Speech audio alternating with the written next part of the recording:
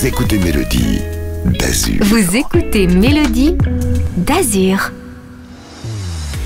Et pour cette première sur Mélodie d'Azur, on a une surprise pour vous puisqu'on accueille Dave tout de suite. Bonjour Dave. Bonjour, mais quel plaisir de ne plus être obligé de monter jusqu'à l'île. Quand je dis l'île, je parle pas de l'île sur Sorgue, mais je parle de l'île dans le nord. Et là, je peux rester chez moi et peut-être essayer de recevoir. Merci Dave. Bon, on peut se tutoyer, non? Oh ben allez, soyons fous.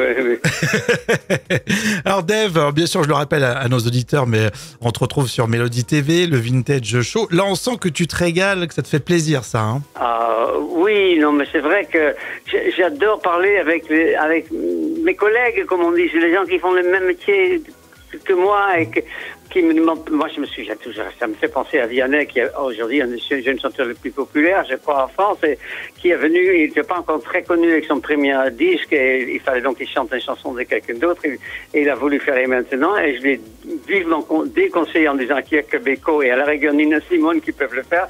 Il l'a fait, et il a eu raison, et il a fait un triomphe. Donc, écoutez pas mes conseils. Exactement.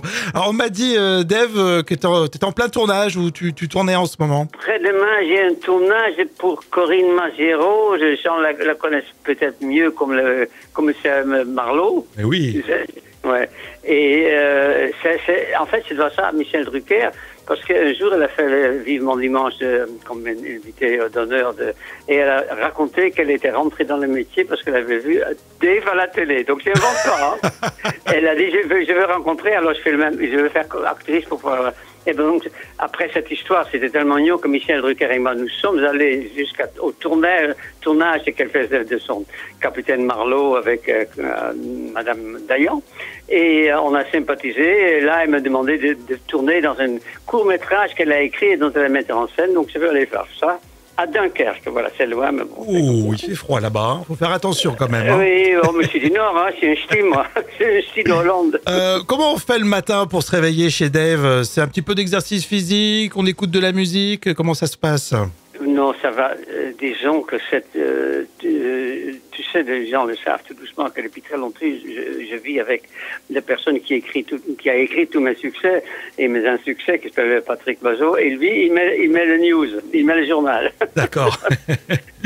Et moi, je me tourne et je grogne. Parce que moi, je vais écouter de la musique. En fait, du matin au soir, j'écoute de la musique. Mais Patrick aussi, heureusement. Bon, Dave, t'es toujours le bienvenu ici sur la Côte d'Azur pour Mélodie d'Azur. Quel rapport, toi, avec ce petit coin de France, de soleil et de mer?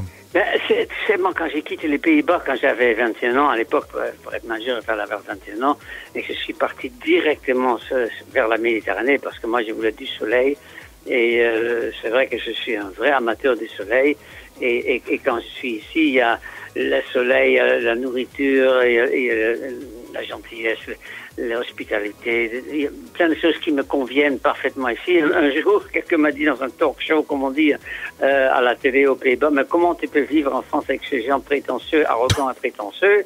Et j'ai dit, parce que j'ai pas inaperçu. Je dis aux auditeurs qui nous écoutent, c'était une blague.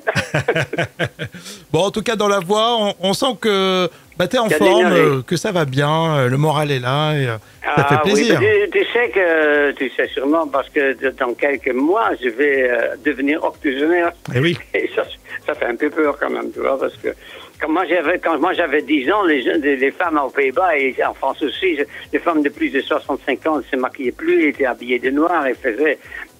tandis que maintenant, tu vois une fille de 60 ans, tu la trouves plutôt pas mal, tu vois.